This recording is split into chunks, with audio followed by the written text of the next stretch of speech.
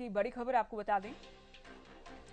Road show के बाद BJP राष्ट्रीय कार्यकारिणी की बैठक शुरू हो गई है। तो ये बड़ी खबर आपको बता रहे हैं, पीएम का रोड शो के बाद बैठक शुरू हो गई है। 2 दिन की बैठक है, तो आज और कल ये बैठक होने वाली है। तो आज बैठक शुरू हो गई है, कल भी बैठक चलने वाली है। तो बीजेपी शासित राज्यों के सीएम, देखिए सबसे पहले तो पीएम, बीजेपी के राष्ट्रीय अध्यक्ष, बीजेपी शासित राज्यों के सीएम, डिप्टी सीएम इसमें शामिल होंगे। हरियाणा के सीएम मनोहर लाल भी बैठक में शामिल हैं।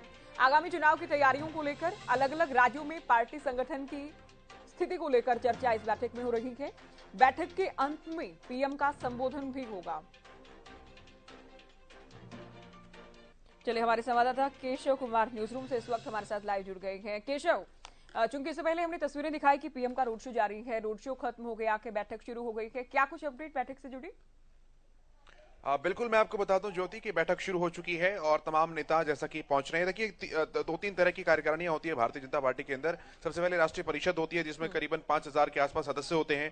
फिर दूसरी राष्ट्रीय कार्यकारिणी आती है जिसमें जो पार्लियामेंट्री बोर्ड के सदस्य हैं वो और विशेष आमंत्रित सदस्य वो इस राष्ट्रीय कार्यकारिणी में बुलाए जाते हैं। तो कुल मिलाकर तकरीबन 350 मेंबर्स हैं जो कि इस राष्ट्रीय कार्यकारिणी में भाजपा की भाषा में कहें तो अपेक्षित होते हैं, जिनको वहां पर बुलाया जाता है।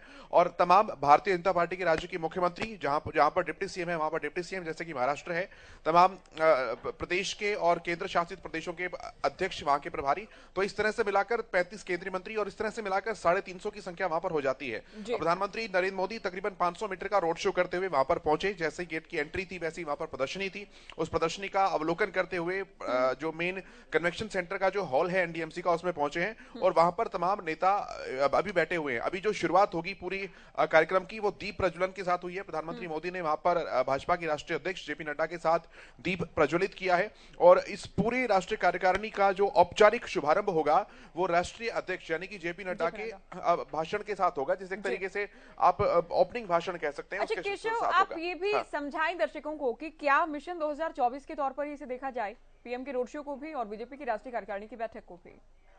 बिल्कुल, निश्चित तौर पर देखिए, राष्ट्रीय कार्यकारिणी भारतीय जनता पार्टी की बहुत पावरफुल होती है क्योंकि इस राष्ट्रीय कार्यकारिणी के पास ताकत है कि वो भाजपा के संविधान को चेंज कर सकती है। इसके पास ताकत है कि वो भाजपा के अध्यक्ष का कार्यकाल तय कर सकती है। इसके पास ताकत है कि वो किसी भी विषय के ऊपर एक राष्ट्रव्यापी चर्चा कर सकती है, प्रस्ताव लेकर आ सकती है। तो इन बिंदुओं से समझा जा सकता है कि राष्ट्रीय कार्यकारिणी बहुत महत्वपूर्ण इकाई है बीजेपी के लिहाज से अगर देखें तो। और ये बीजेपी के संविधान के अंदर है कि साल में कम से कम 3 राष्ट्रीय कार्यकारिणी की बैठक होनी ही चाहिए, यानी कि हर 4 महीने के अंतराल पर एक राष्ट्रीय कार्यकारिणी की बैठक होनी ही चाहिए। और ये बैठक इसलिए महत्वपूर्ण है क्योंकि ये सरकार के कार्यकाल का अंतिम 1 वर्ष है।